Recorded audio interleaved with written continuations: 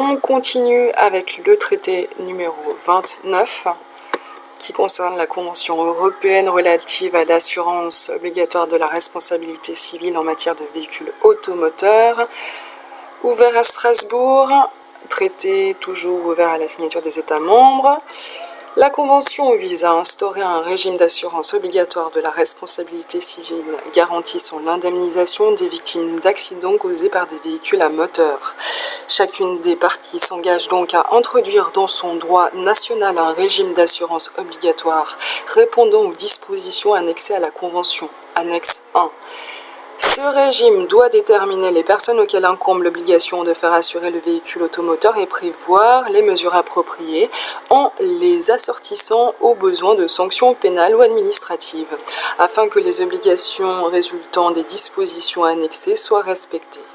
La Convention énonce des règles concernant les exemptions de l'obligation d'assurance des véhicules, la réparation des dommages mettant en jeu à la fois l'assurance automobile obligatoire et le régime de sécurité sociale, les certificats internationaux d'assurance, la garantie de paiement, la constitution d'un fonds de garantie ou toute autre mesure équivalente afin d'indemniser les personnes lésées et la possibilité de faire valoir ses droits dans une autre partie dans la même mesure que les ressortissants de ce dernier État. Pour la Suisse, il n'y a rien. Traité numéro 34, un arrangement européen pour la protection des émissions de télévision. À Strasbourg, l'arrangement donne aux organismes de télévision des parties la faculté d'autoriser ou d'interdire sur tout le territoire des États parties à l'arrangement les réémissions, distributions par fil, enregistrements audiovisuels et autres formes d'utilisation de leurs émissions. Les parties peuvent soumettre les utilisations protégées à des réserves déterminées. Elles peuvent en particulier exclure entièrement de la protection la distribution par fil. L'objectif des protocoles à l'arrangement était de proroger la date jusqu'à laquelle des États qui n'étaient pas partis à la Convention de Rome du 26 octobre 1961 auraient pu devenir parties à la dite Convention. Ici, pour la Suisse, il n'y a rien. Alors on va continuer malgré le bruit ambiant, je m'en excuse encore. On passe au traité 35. C'est la charte sociale européenne. Cette charte sociale européenne, souvenez-vous-en, on va aussi la revoir. C'est la charte sociale européenne de 61, ouverte à Turin. Donc, cette charte sociale européenne de 61, c'est le pendant de la Convention européenne des droits de l'homme pour ce qui est des droits économiques et sociaux. La charte de 61 garantit la jouissance sans discrimination des droits de l'homme économiques et sociaux fondamentaux, fixés dans le cadre d'une politique sociale que les parties s'engagent à poursuivre par tous les moyens. Partie 1. Parmi les droits garantis par la Charte sont considérés comme les plus importants le droit au travail, le droit à s'organiser, le droit de négociation collective, le droit à la sécurité sociale, le droit à l'assistance sociale et médicale, le droit de la famille à une protection sociale, juridique et économique, le droit des travailleurs migrants et de leurs familles à la protection et à l'assistance. Partie 2. Un État qui ratifie la Charte s'engage à être lié par 5 au moins des articles 1, 5, 6, 12, 13, 16 et 19, ainsi que par un nombre supplémentaire d'articles ou de paragraphes numérotés pour totaliser au moins 10 articles ou 45 paragraphes numérotés de la partie 2 de la Charte. La Charte sociale européenne établit un système de contrôle international de son application par les parties sur la base de rapports nationaux. Les parties soumettent chaque année un rapport sur une partie des dispositions acceptées de la Charte, dans lequel elles indiquent comment elles mettent en œuvre la Charte en droit et en pratique. Le Comité européen des droits sociaux, ex-comité d'experts indépendants, examine les rapports et décide de la conformité ou non des situations nationales à la Charte. Si une partie ne donne pas suite à une décision de non-conformité du Comité européen des droits sociaux, le Comité des ministres peut adresser une recommandation à cette partie, lui demandant de modifier la situation en droit et en pratique. Le travail du Comité des ministres est préparé par un comité gouvernemental composé de représentants des gouvernements des parties à la charte, assisté d'observateurs représentant les partenaires sociaux européens. Ici, pour la Suisse, il n'y a qu'une signature. Il n'y a pas de ratification, il n'y a pas d'adhésion, il n'y a pas de mise en vigueur. Juste une signature.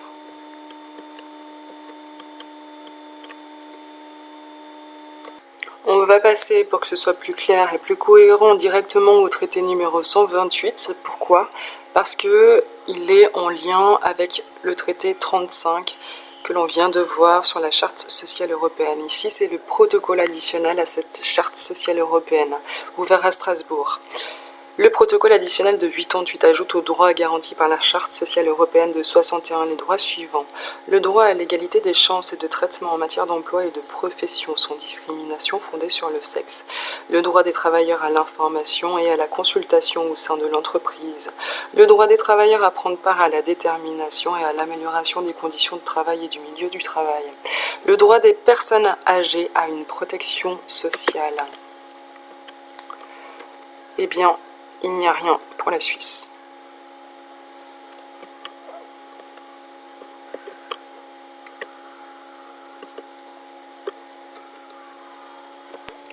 On passe au traité 142, là aussi on fait un saut, mais c'est pas pour rien, c'est parce que ce traité 142 est en lien avec le traité 35, toujours concernant la Charte sociale européenne, et ici c'est un protocole portant amendement à la Charte sociale européenne. Donc ouvert à Turin, le protocole d'amendement de 91 améliore le mécanisme de contrôle de la charte. Le protocole confirme le rôle politique du comité des ministres et de l'Assemblée parlementaire du Conseil de l'Europe. Il clarifie les compétences respectives des deux principaux organes de contrôle, à savoir le comité européen des droits sociaux, organe restreint composé de personnalités indépendantes qui décident de la conformité ou non des situations nationales à la charte en droit et en pratique, et le comité gouvernemental, un organe composé de représentants des partis qui prépare le travail du comité des ministres et renforce la participation des partenaires sociaux et des organisations non gouvernementales.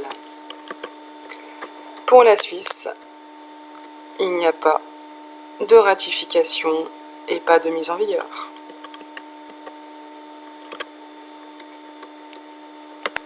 On continue ici, on saute au traité 158 parce qu'il est en lien avec le traité 35 sur la Charte sociale européenne. Ici, c'est le protocole additionnel à la Charte sociale européenne prévoyant un système de réclamation collective. À Strasbourg, le protocole additionnel prévoyant un système de réclamation collective de 95 est une des mesures destinées à améliorer le respect des droits sociaux reconnus par la Charte sociale européenne. Le protocole permet aux partenaires sociaux et aux organisations non gouvernementales de saisir le Comité européen des droits sociaux de recours alléguant de violation de la Charte dans les États l'ayant ratifiée. La réclamation collective est examinée par le Comité européen des droits sociaux qui, si les conditions de forme sont remplies, décide de sa recevabilité. Il adopte ensuite une décision sur le bien fondé de la réclamation et la transmet aux parties et au comité des ministres dans un rapport, lequel sera rendu public au plus tard 4 mois après sa transmission. Sur la base du rapport du Comité européen des droits sociaux, le comité des ministres adopte une résolution. Le cas échéant, il peut recommander à l'État mis en cause de prendre des mesures spécifiques pour mettre la situation en conformité avec la charte. La Suisse, comme la Turquie, comme l'Ukraine, n'ont pas signé.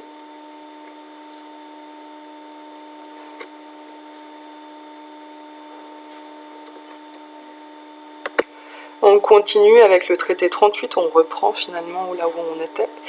Donc ça concerne l'accord européen concernant l'entraide médicale dans le domaine des traitements spéciaux et des ressources climatique. Ouvert à Strasbourg, l'objectif de cet accord est de mettre les traitements spéciaux et les ressources thermoclimatiques existants dans d'autres pays à la disposition des personnes qui bénéficient d'un régime de prestations médicales, mais qui ne peuvent recevoir les soins appropriés dans le pays où elles résident. L'accord s'applique seulement aux personnes résidant sur le territoire de l'une des parties et qui peuvent bénéficier des prestations médicales obligatoires ou facultatives. Pour ce traité, aucun accord de la Suisse. On continue avec le traité 40. C'est un accord entre les États membres du Conseil de l'Europe sur l'attribution aux mutilés de guerre militaires et civils d'un carnet international de bons de réparation d'appareils, de prothèses et d'orthopédie. Ouvert à Paris, ça concerne. L'objectif de cet accord est de mettre à la disposition de tout mutilé de guerre relevant des organismes compétents des parties sur la base d'un carnet international de bons les moyens propres à lui faire assurer gratuitement la réparation de ses appareils prothétiques ou orthopédiques. Le règlement annexé à l'accord détermine les conditions d'utilisation du carnet international de bons de réparation d'appareils de prothèses et d'orthopédie. Ce traité, il n'y a rien pour la Suisse.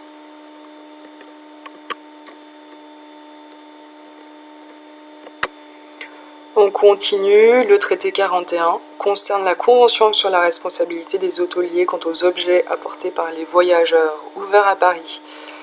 Cette convention énonce les principes qui gouvernent la responsabilité des hôteliers en ce qui concerne les objets apportés par les voyageurs. Les hôteliers sont responsables de toute détérioration, destruction ou soustraction des objets apportés à l'hôtel par les voyageurs qui y descendent et y disposent d'un logement. Cette responsabilité